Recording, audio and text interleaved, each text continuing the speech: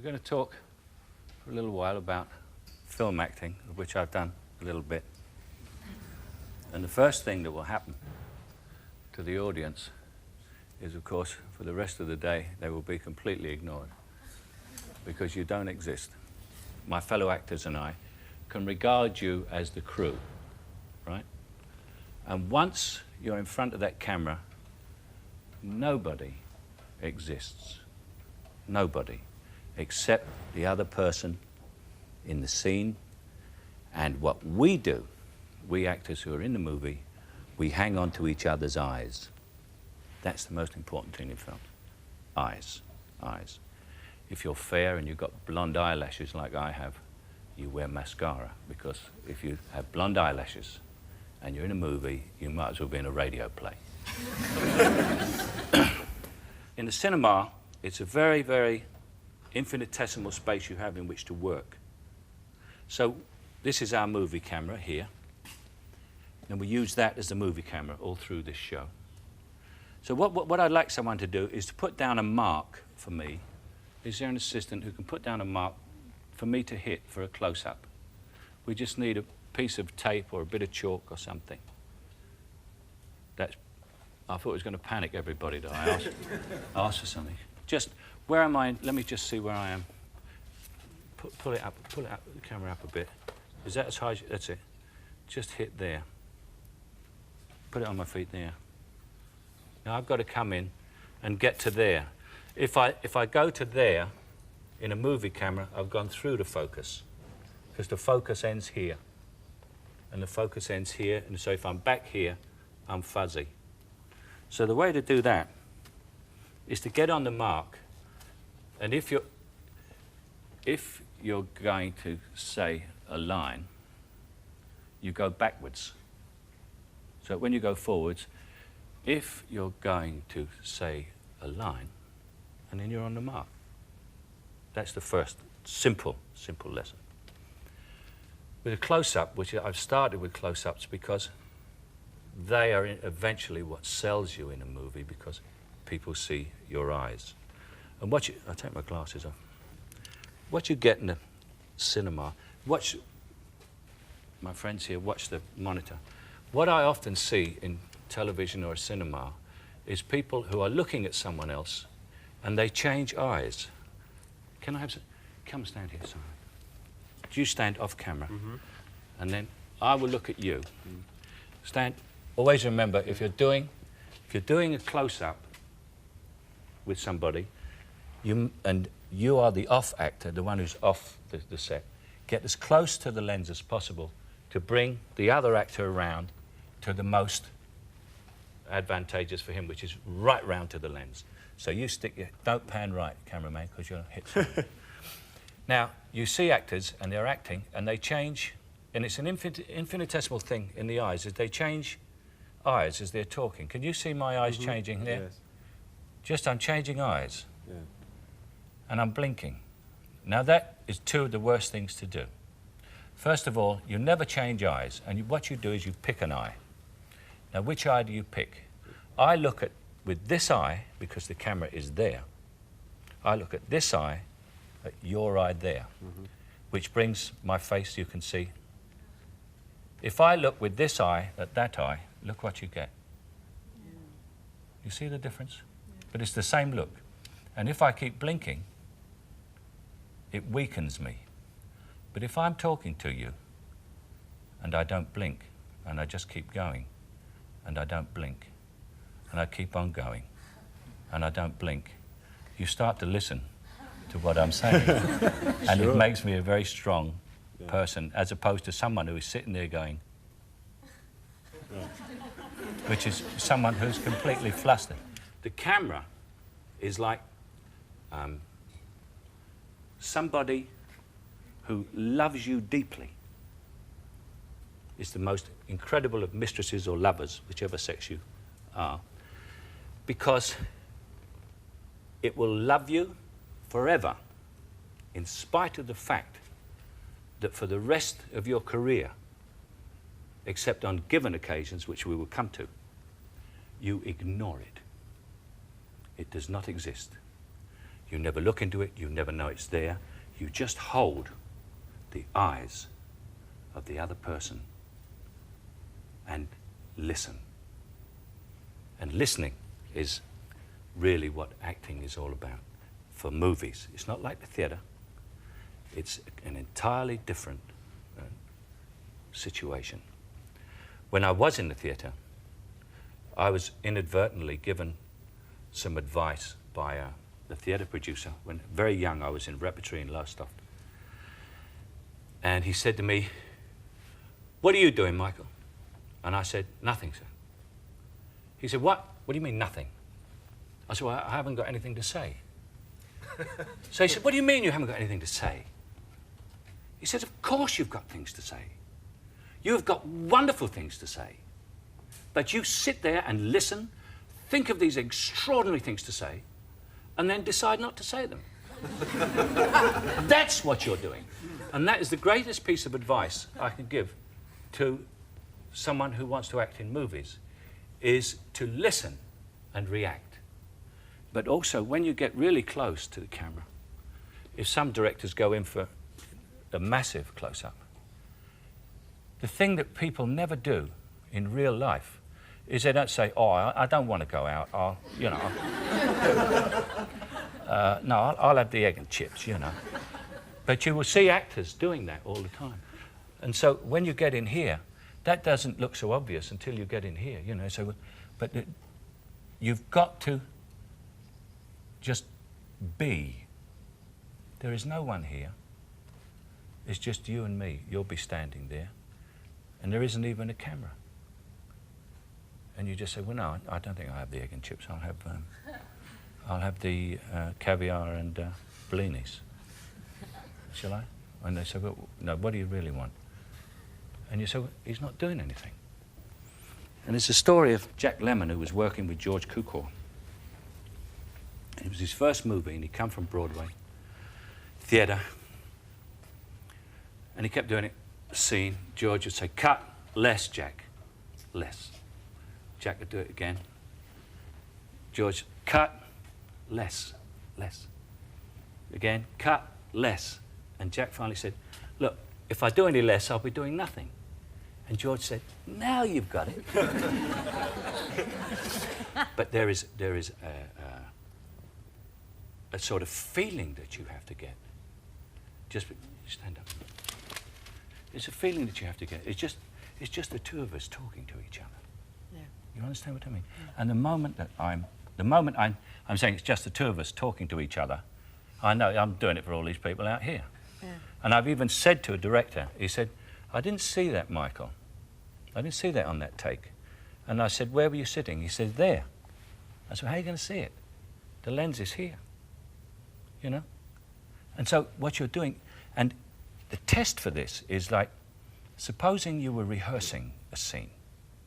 So I'm standing here talking to you, and we're rehearsing a scene, and the director comes up, or assistant director or someone, will come up and say, "Oh, I'm sorry, I see you're rehearsing," and he goes away. If he can see that we are rehearsing, then we're not doing it right. What should happen is we should be talking just to each other. Yeah. And the director, the assistant or the friend or other actor should come up and join in the conversation as though it's a real conversation. And you say, "We're rehearsing." And they say, "Oh, I didn't realise." Okay? Has anybody got any questions?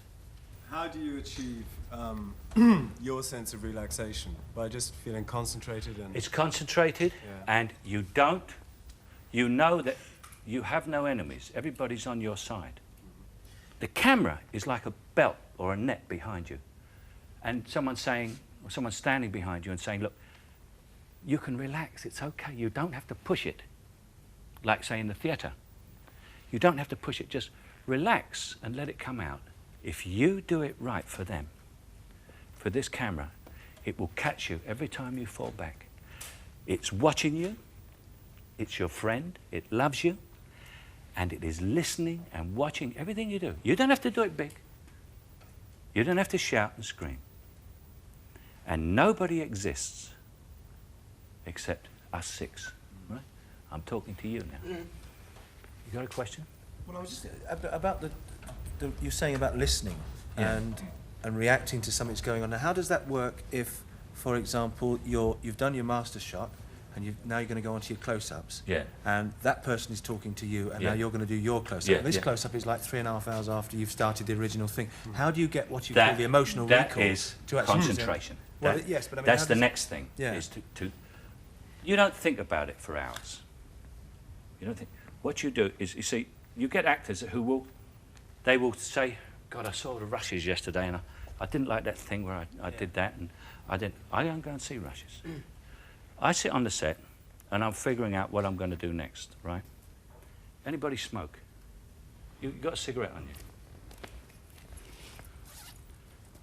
you? You come up here and light it with me, and smoke with me, and we'll have a talk while we're talking. Yeah, I've got a light here.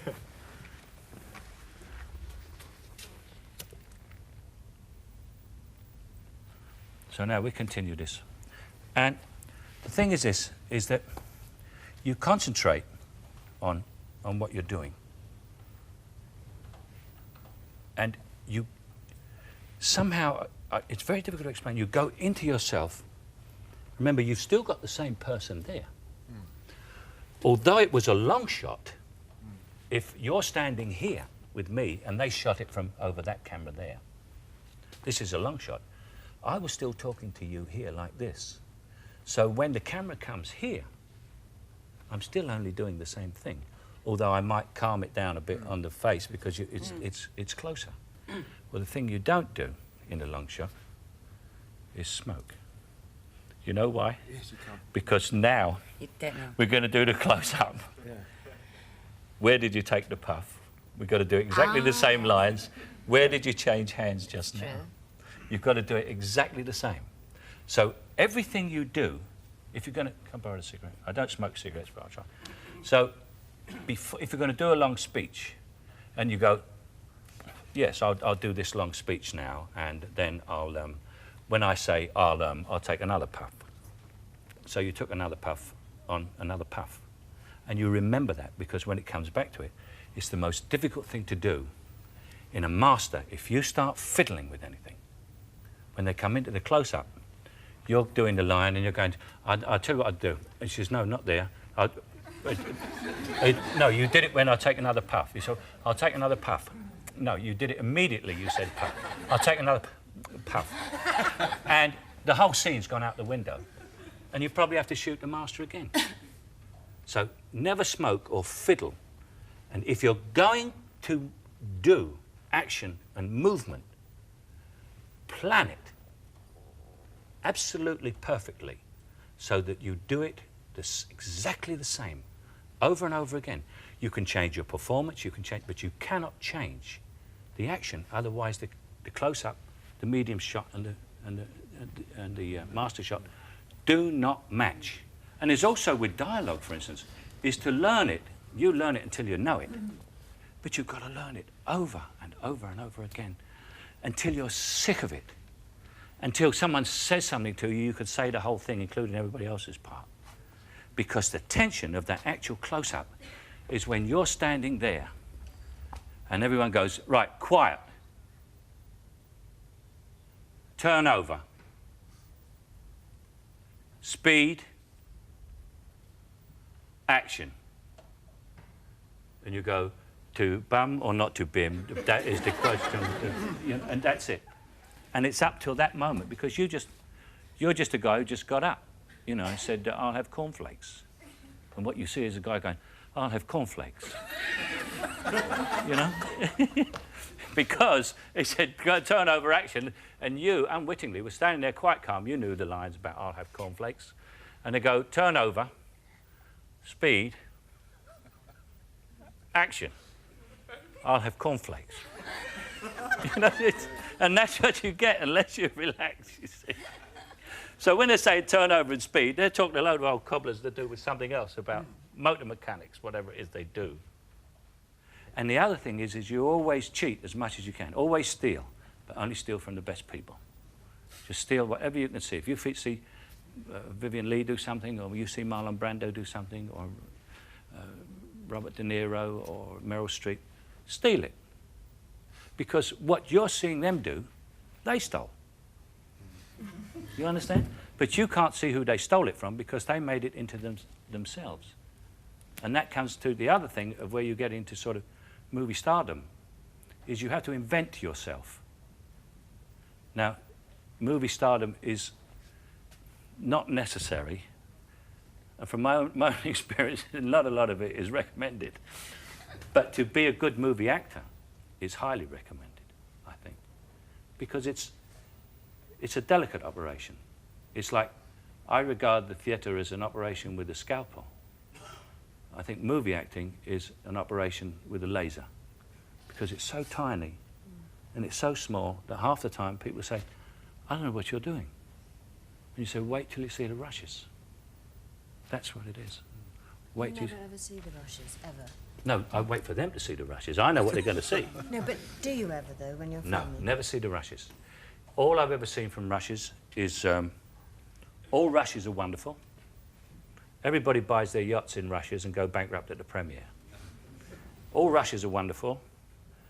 Anybody who you speak to about the rushes, if you were that foolish, says they're wonderful. But what you don't realise is you say to makeup, how was rushes? They say, wonderful. Her lipstick was just, it was wonderful.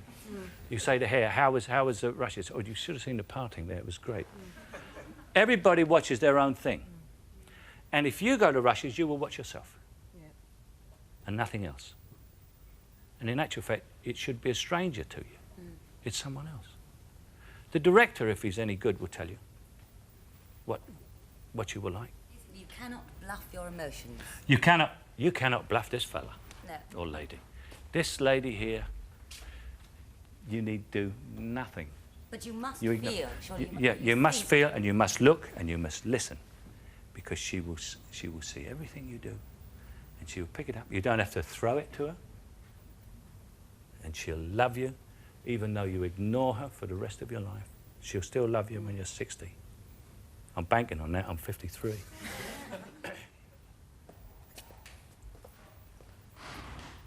You'll never guess who I'm calling on. Well, I wouldn't have believed it myself 3 months ago. I'm here, gal. Well, that's life, isn't it? You never know what's around the corner. Do you know what I mean? I mean, down one minute, up the next. You drop a tanner, you look around, and what'd you find? Ruby. Hello, baby. Hold it. Gotcha. She's in lovely condition. Oh, what are you so impatient about? What do you think? Oh, no, don't kiss my hair. You know what it does to me. Come on. What about it? No, let's at least have a drink first. Whiskey? Got a beer, have you? A light ale or something? Yeah, I've probably got a beer on the ice. She gets all this lot of income tax. Business expenses, see? She owns 3 hairdressers. The thing I like about Ruby is she's a mature woman. When she gets hold of you, you can feel a lifetime of experience in her. I find I'm going in more for that kind of woman these days. Here, don't you dig your nails in again like you did last Thursday night. I've got scratches all down my back. Yeah, I may even do more than that to you today. Great long wheels they are. Dug her nails right in. She's had 2 husbands, both dead. And I got a good idea what they died of and all. She don't keep asking, do you love her, like all these young birds do. She don't even mention love. She knows what she wants, and she's going to get it. If there's any going. Cheers. Cheers. Good. Okay. Now I'm going to set you 2 problems, all right? Can we have the movie camera in? What we're going to do is bring this right down now for reality to movie terms. Come round on a medium shot on that. And we're going to do something out of context, which is what you always have to do in a movie. There, you've got this whole thing going and flowing in the theatre, and she comes in and everything. But in a movie, you might shoot the master today, and because of economic factors or whatever, the weather or something, the sun came out and you'll go rushing out to shoot outside, then suddenly you've got to come back and do a medium shot and a close-up right out of the blue, and you've got to bring it right down. This one is you on your own. We don't need you for a moment, darling. What you have to do now is you're not you're not my friend. You know what I mean? You did that as though you were talking to an audience. Yeah. It's one person. It's only one person. So what it is, let me see, where are we?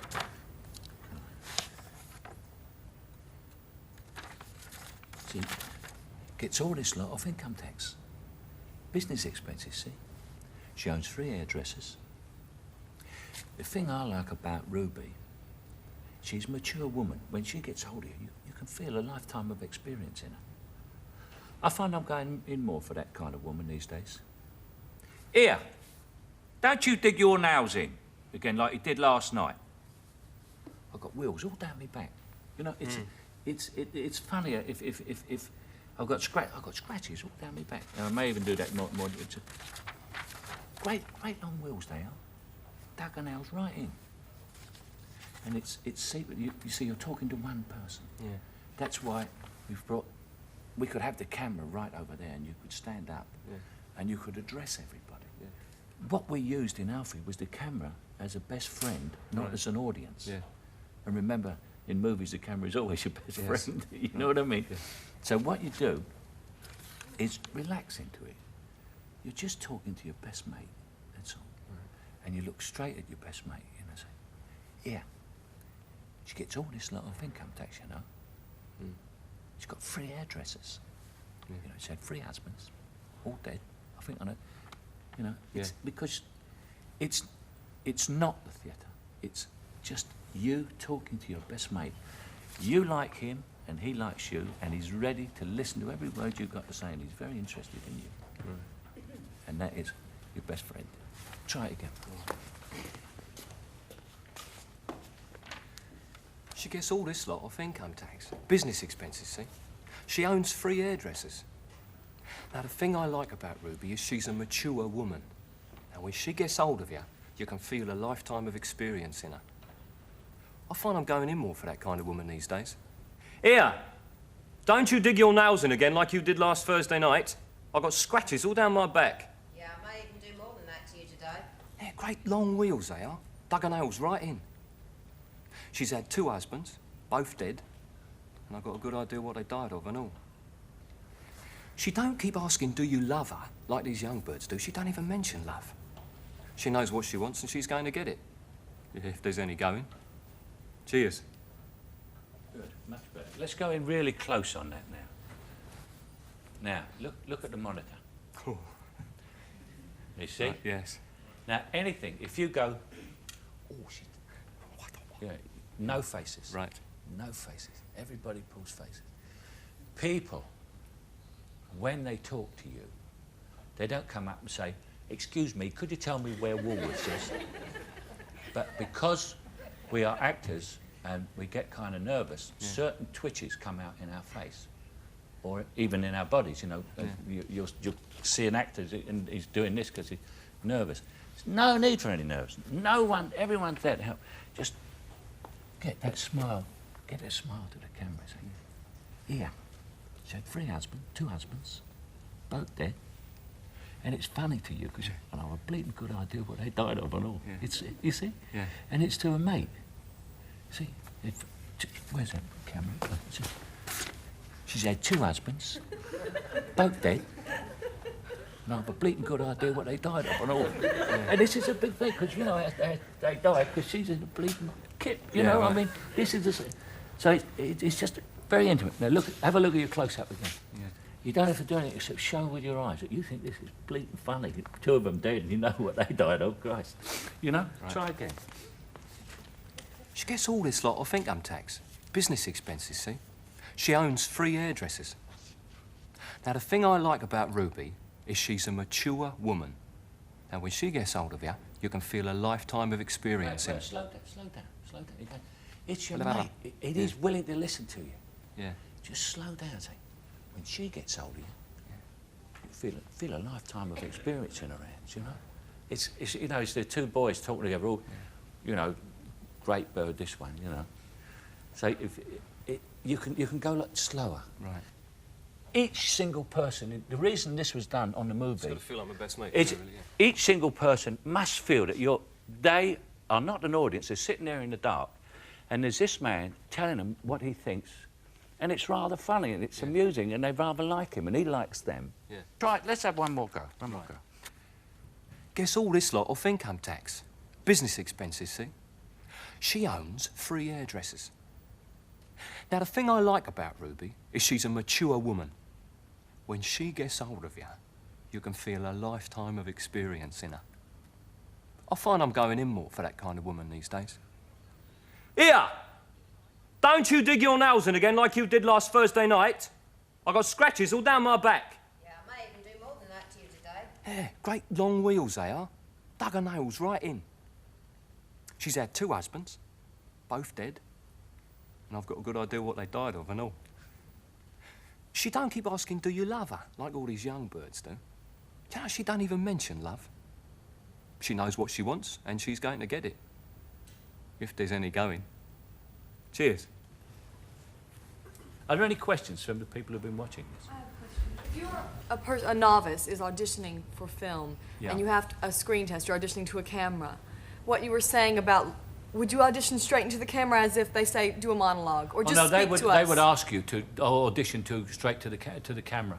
So straight into They the might lens. do it, but it's highly unlikely. Most screen tests are done with another actor, not necessarily the great star who won't come down because you're a novice, but someone, they'll hire an actor they'll put it on you like this, and then they'll do a close-up, and they make you turn sideways, and then they'll say, here is a scene, and they'll pick one of the more difficult dialogue scenes from the picture, and then you'll do this scene with the other actor off, the back of the head actor. And they will judge you from that, because you cannot judge by looking at someone and saying, oh, she'll be great on screen. Nobody knows what it is, but until you see the person on screen and they start to do their work, you don't know what's going to happen. And something happens to some fortunate people, and everyone wants to look at them, and that's it. That's what happens. And you'll see all those old screen tests. Sometimes they show them, Marilyn Monroe and James Dean. They're not that hot because most screen tests show fear. I know mine did. My screen test for Zulu, the director came up to me at a party on the Saturday night after I'd done it on the Friday, and he said to me, that was the worst goddamn screen test I ever saw in my life. So I thought, oh, that's all right, I haven't got it. So he said, but you got the part, because we're leaving on Monday and we can't find anybody. That's Siam Field for Zulu. But usually I was petrified. But Stanley Baker, who was a very kind man, did my screen test with me. He came there, even though he was the star and the producer and everything. Is there another question from someone? Well, I was just going to ask, if it's easy, if you've been on a film for a great length of time, but if you're just an actor who's just doing like one scene, and you're there for 2 days, and you arrive on the location, and it's the night before, and you're in your hotel room, and you've been given your scene to do, what do you do for that night before to actually prepare for the following morning? Apart from just learning the lines. You've learnt the lines, we assume. Yeah. I go through and do exactly the performance over and over again, exactly what I'm going to do. I rearrange the furniture, I get the things in the right place, I put out the cups and saucers or whatever it is, you know, and time the dialogue, and when I put that down, because as I was telling you about continuity, you can screw yourself up with props all the time. But the hardest thing to do on a movie is to come in once the movie's been on for a while, because you're standing there, you don't know anybody, everybody's saying, good morning, Charlie, how are you? Get me a cup of tea. Hello, Mr. The star comes on, he's usually a pain in the neck, you know, a bit conceited, and he doesn't talk to you because you've only got a small part. And I've done this, and you stand there and you're nerve-wracked. And you know, and especially if there's a whole big scene goes on, and then you've got the last line. You may only have one line. You know, and the cavalry comes down the hill, and all the beach explodes, you know, and you say, quick, the Germans are crumbing. And everybody goes, oh. One line, one goddamn, who got this guy? Who brought the casting director comes in and says, what's the matter? He said, guy can't say one line. But you're standing here, you're saying, Jesus, is all those troops coming over?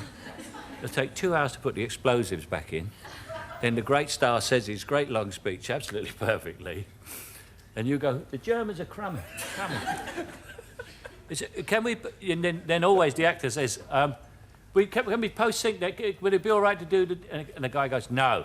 You've got to do it again. And that's the hardest thing to do, to be a one-day actor. Yeah. Mr. Anderson, Sydney is bursting with creative ideas about your play. I've never seen him so enthusiastic. This young man has written a play. He's an unknown playwright. He sent it to a famous playwright. This famous playwright is on the downward path. He's had nothing but flop plays, and he's really written out. And the young man's play is brilliant. And what he's done is arranged that he is going to take the young man's play and kill him. And the wife is watching this and trying to talk him out of killing him. But what the plot actually is this. These two are homosexual lovers and have set this up in order to get rid of the wife. And it's very wrong of you to have offered to give it to him. I'm the one in this household whose eye is on the checkbook. I'm going to make a suggestion to you, Sydney. It's going to come as a shock to you, but I want you to give it your grave and thoughtful and earnest consideration. Will you do that? Will you promise to do that for me? Put aside the play you're working on. Yes? Put aside the play about Helga Tendorp and how she finds murderers and keys under clothes dryers. Put it aside, Sydney, and help Mr. Anderson with his play. Collaborate with him. That's what I'm suggesting. That's what I think is the fair and sensible and rational thing to do. Death Trap by Clifford Anderson and Sidney Bruhl. Put aside the drowning wife. I thought it was frowning. Frowning. Well, how much can I move this? Sorry. Yeah, you're right. That's you're all right. right. Just do it naturally. Put aside the drowning Don't wife. feel no. That's Yeah, terrible thing in the thing. process. Don't feel restricted. Just a- You, but if you can do that, yeah. Frowning. What do you mean frowning? It's the drowning one. Yeah. Who ever heard of a title? It's, Yeah. it's Groucho Marx. Eh? Yeah. Who ever heard of a title? Yeah, it's the silliest thing I ever heard. Drowning. Put aside the drowning wife. I thought it was frowning. Frowning. What kind of title would that be? The drowning wife. It will keep, Sydney. People are always interested in psychics who can point at someone and say, that man murdered that man. Put it aside, Sydney, please. Do for Mr. Anderson what George S. Kaufman did for you. Well, that's a very persuasive speech, Myra, and obviously very sincerely felt, though how it must have sounded to Clifford. Wow, I suddenly feel as if I'm on the spot. You are. Myra has put you there. As a matter of fact, she's put us both there. Oh, Sydney, I just felt I should bring it up now. May I just say, first of all, I'm overwhelmed, really honored and staggered that Sidney Bruhl would actually consider the idea of putting aside one. I mean, there I was in that theater when I was 12 years old, and who would think that someday I'd be standing here weighing You up get the the chance gist to... of this passage. But the thing is, it's as if I went to a doctor, one of these world's leading specialists, and he recommended major surgery. Can I just say something? When he says, let me just sit there for a second here. Let me show you something. Watch that monitor there. You say to me about the speech about when I was 12 years old. Yeah. I mean, who would think that I'd be sitting in that theater aged 12 years old and that someday I would have the opportunity to be standing... Yes, we get the gist of the... Right. You see what I mean?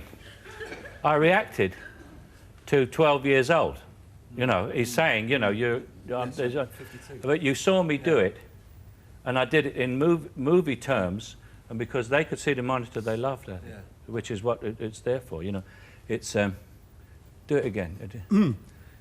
I mean, there I was, sitting in that theater aged 12 years old, and who would think that someday I'd be standing yes, here... we get the gist of the message, Clifford. you know, now he's sitting there a bit teed off about it. Yeah. You know, not only is she having a go at him, the lover's coming up with... You know what I mean? So I want to see that pass over your face, you know. You have to listen very carefully to every goddamn thing he says, because you don't know what the hell he's going to say. Yeah. You know?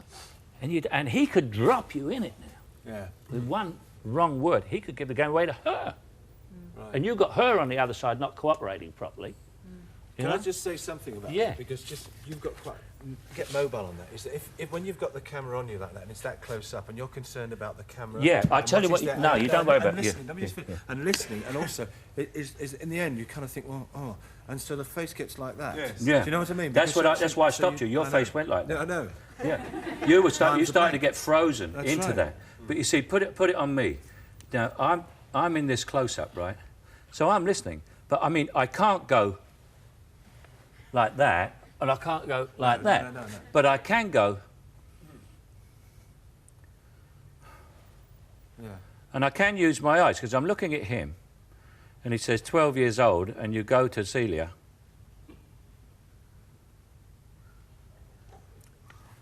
Yes, we get the gist of it, Clifford. You know, and I'm quite free within that framework, aren't I? Yeah. But I can't go like that, you know. And if you were in a situation where it's what you did there, you froze, which is why I stopped it and said, let's. If you're in that situation, then you say to the director, how much freedom have I got in here? Yes, and if he says, well, it's only a stair and it's this close and you can't move an inch, you know, because the man's coming towards you with a knife and I want to get this, then you can't move, you know? Yeah. And you can't go, you've got it, but within this framework, it's okay. And the director will accommodate you on that. I mean, any director would. You know, you say, well, don't freeze in there, Ian. You say, well, I don't feel like I can move. You can move in this frame. Do that speech again to him, Clifford. So it's best to ask, really, what... Yeah, you see, everybody is there to get the greatest performance from you that you've ever given. Everyone will help. The electrician up there, he will go scrambling along there and get that light absolutely right so that there's a glint in your eye. Everything is done for you. Everything. To help you do it right. Because it is bloody difficult. And everyone knows it. I just think of some of the more serious side of movie making, which might not have occurred to you. One day you're going to be in a studio and a man called the special effects man is going to come up and he's going to say, well, he said, you stand here, he says, and on action that wall will be blown out, but don't worry about it because it'll go that way. He said the roof will come down, but don't worry about it because that will go that way. He said the floor will open up and you'll fall into some water and there's a shark in there, but don't worry about it because we've taken all its teeth out. It says, and then as you crawl out of the water, a poisonous snake will crawl up your trouser leg. But don't worry about it because we got an expert from the zoo and he's just milked it. And what you say to him, you say, Mr. Special Effects Man, let me see you do it first. And he will say to you, we haven't got the time. You know, it's 20 past 12. I mean, if we got that, by the time we get to do it, I'd do it, you know, I'd willingly do it, but I've got to reset the charge, I've got to get the snake out of my trouser leg, put it back, got to put the roof back on the thing. He said, so, you know, I mean, it's going to cost £15,000 to do this. In time, it's going to take all afternoon to reset, you know, otherwise I'd do it. And you look at him and you say, you do it first. Always have it demonstrated to you exactly what you're supposed to do. Any more? You have to do quite an intimate scene with somebody that you've never ever met before. How important is it to sort of get to know them or to feel relaxed before you film that? Say you only meet them the day before. Well, I mean, do you think it's important to kind of go out and have a meal together and get to know each other no, so that you... No, I think that way lies disaster. Yeah. You know, because you're liable to start the intimacy the night before. Which is disaster in movies as well, you know, because then halfway through the picture you split up, you're not talking to each other, and then you've got the real romantic stuff to do. No, you don't. I find that to be, the thing to do is to be extremely professional about the whole thing.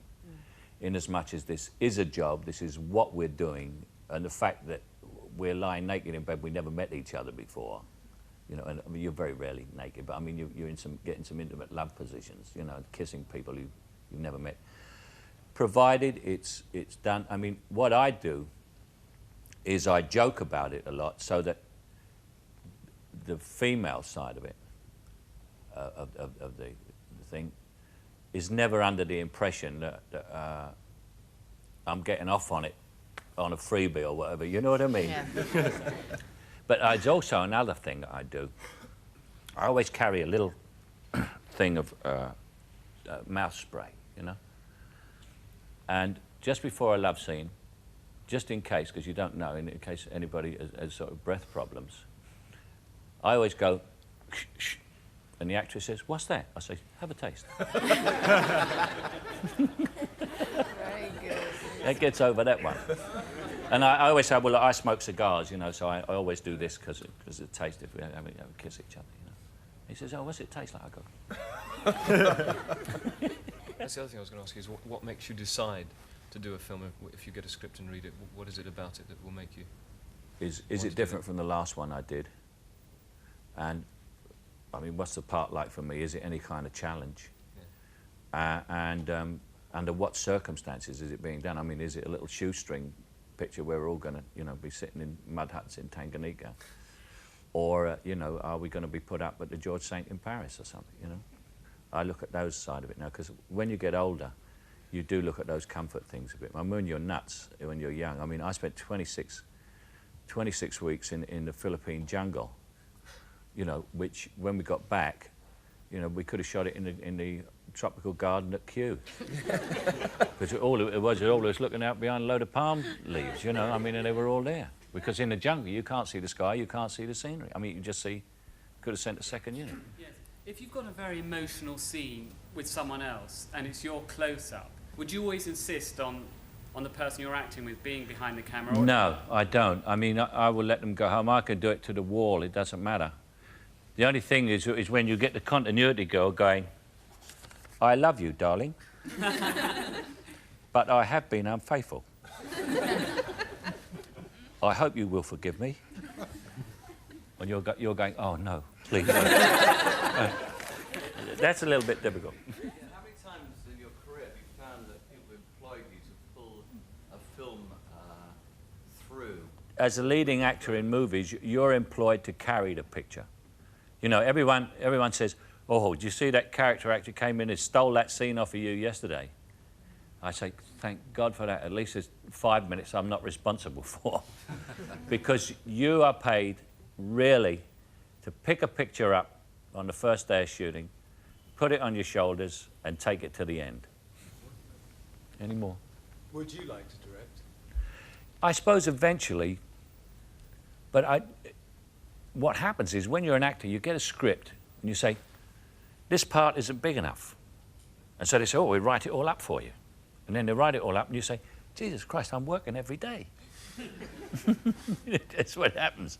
And I suddenly thought, the director works 3 months before the picture starts and 4 months after it's ended.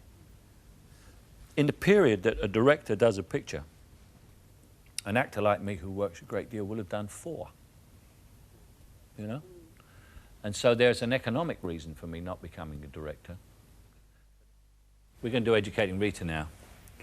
And I always remember I came over and I saw the play, and I was in Los Angeles, and I had a picture to do with Sally Field, who just won the Oscar. And they said to me, what are you going to, you going to do the picture with Sally Field? I said, no. They said, what are you going to do? I said, I'm going to do something called Educating Rita. And everybody said, what the hell is that? So I said, it's a play that's on in London and it's been turned into a film. And they said, well, who else is in it? I said, a girl called Julie Walters. They said, who the hell is Julie Walters? And I said, well, she's very good and she's in the play and she's going to do the movie. And I'm going to do it with her. He said, but, and they said, well, Educating Rita, that's, must be about Rita.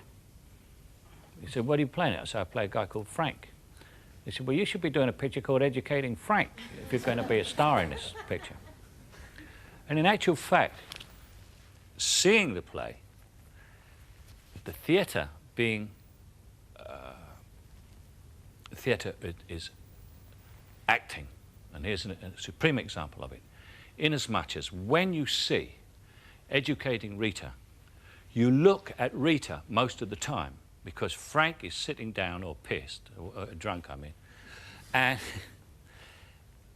she moves, she comes in all the time, she talks, and you only look at him when he speaks, which isn't as often as she does. But also, the difference between film and theatre was heightened here, was explained here, in as much as it's acting in the theatre, so you look at Rita. But in the movie, you have to cut to Frank for his reaction, otherwise what she did has no meaning. And if there's one thing that I can do in movies is react.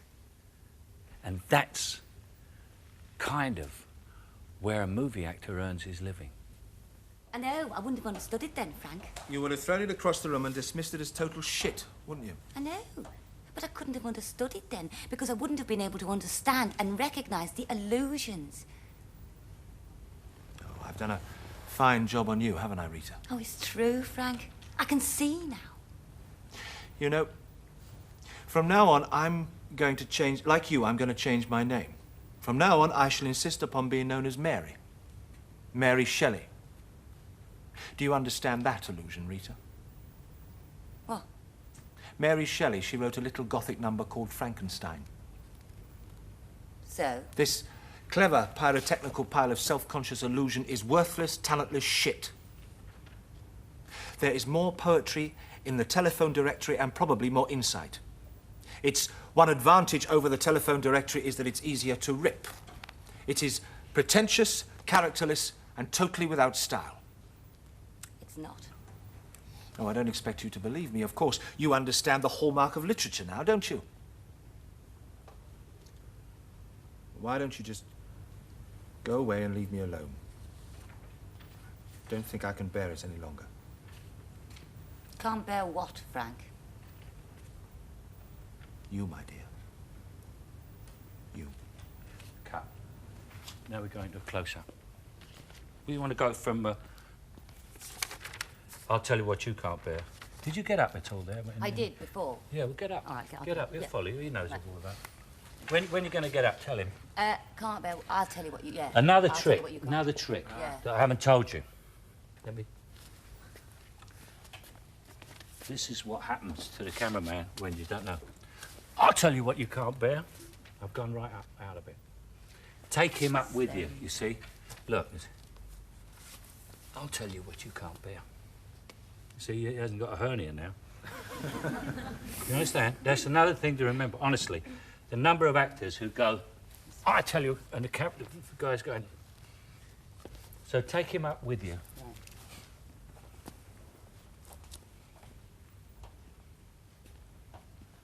Go, I don't think I can bear it any longer. Can't bear what, Frank? You, my dear. You. Let me see. I didn't see that in your eyes. All right. He said, You, yeah. you can't bear what, Frank? And he said, you, my dear, you. That's one of the most hurtful things anybody ever said to you. And it doesn't result in you crying. Anger. Because you are what you're like, anger comes. That's why we get this next speech. Yeah. Because no one said as hurtful, anything as hurtful as that to you. Certainly not him. Let me see it in your eyes. Right. The sudden hurt and then the anger. I don't think I can bear it any longer. Can't bear what, Frank? You, my dear. You. Yeah. Yeah, well, I'll tell you what you can't bear, Mr. Self-pitying piss artist. What you can't bear is that I'm educated now. I've got what you've got, and you don't like it. No, I don't need you. I've got a room full of books. I know what clothes to wear, what wine to buy, what plays to see, what books and papers to read. I can do without you. Is that all you wanted? Have you come so far for so Very, very little. Oh, yeah. It's little to you, isn't it? It's little to you who squanders and mocks every opportunity and takes everything for granted. Found a culture, have you, Rita? Found a new song to sing? No, you found a different song, that's all. And on your lips it's shrill and hollow and tuneless. Oh, Rita. Rita. Rita? Nobody calls me Rita but you. I dropped that pretentious crap as soon as I saw it for what it was. Rita? Nobody calls me Rita. And what is it now, then? Charlotte? Or Jane? Or Emily? Lovely. You see?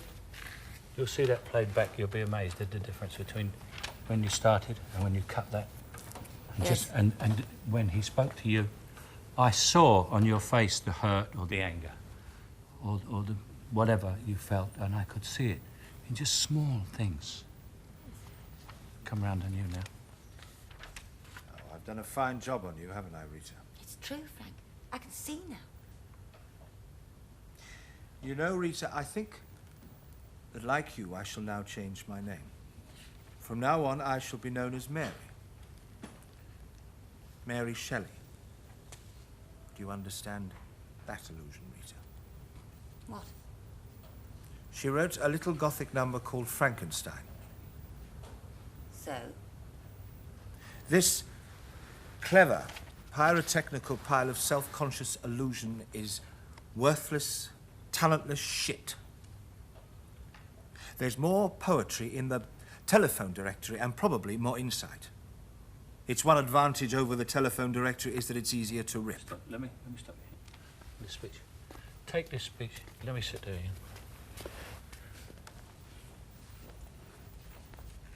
I want to see someone who's slightly pitiful character. He's not really in control of everything.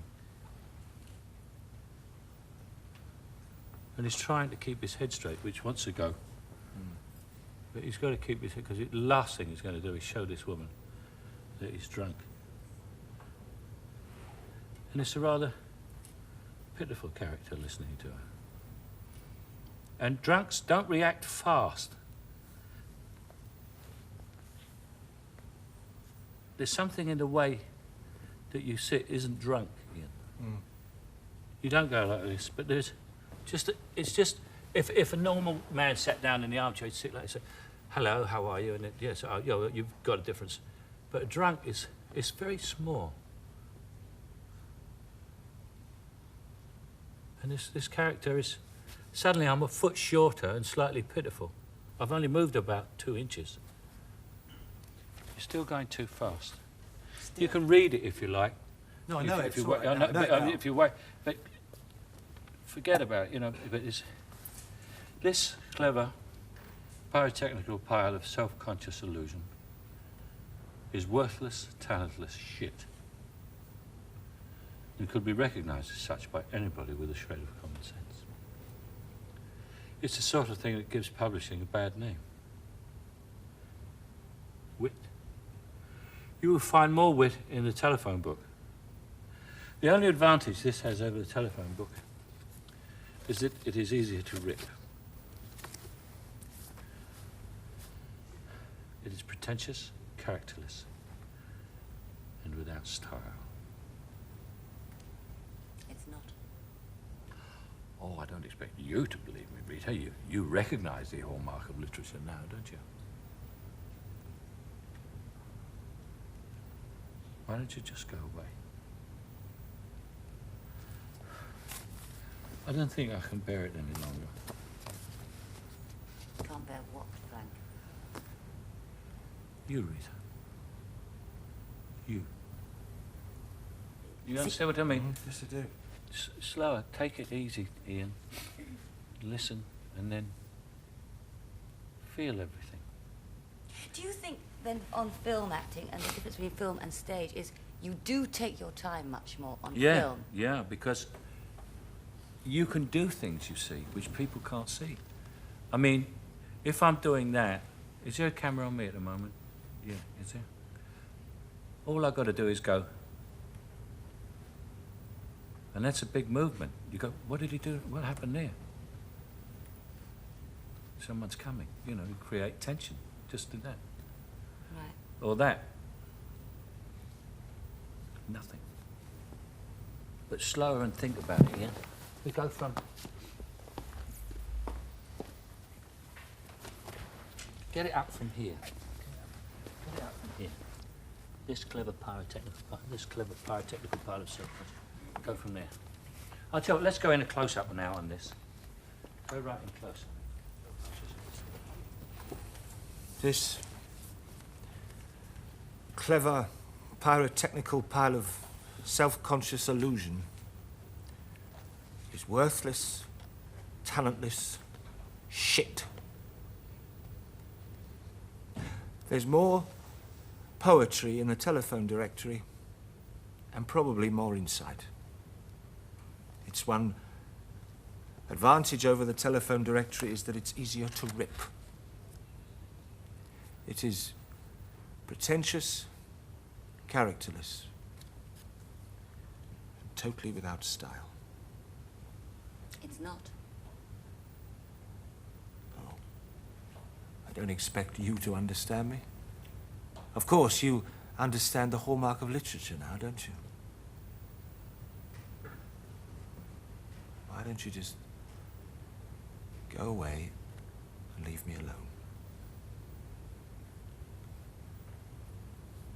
Don't think I can bear it any longer. Can't bear what, Frank? You, Rita. You.